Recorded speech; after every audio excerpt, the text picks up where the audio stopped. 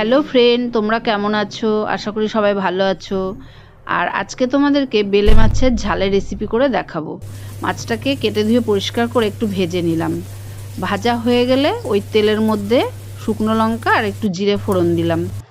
দিয়ে মশলা হিসাবে পেঁয়াজ, রসুন আর লঙ্কা তিনটে বেটে রেখেছি, এই তিনটে মশলা তেলের মধ্যে দিয়ে দিলাম। দিয়ে মশলাগুলো দেওয়ার পর টমেটোটা দিলাম, দিয়ে মশলাটাকে ভালো করে কষবো। কষা হয়ে গেলে তখন জল দিয়ে দেবো, একটু গরম জল দেবো। আর এর মধ্যে লবণ, হলুদ, গোলমরিচের গুঁড়োও দেবো একটু। গোলমরিচটা কাঁচা লঙ্কাটা কম দিলে, একটু গোলমরিচ দিলে স্বাদ ভালো হয়, খাওয়া উপকার আছে, এই জন্য গোলমরিচটাই একটু দিই। যখন জলটা দেওয়া হয়ে গেলে, জলটা যখন ফুটে যাবে তখনই মাছগুলোকে দিয়ে দেবো। আর এটা ঝাল হবে বলে অল্প জল দেওয়া হয়। মাছটা ভাজা আছে ওই জন্য জলটা অল্প দিয়ে একটু ভালো করে ঢেকে বানালে ভালো লাগে খেতে।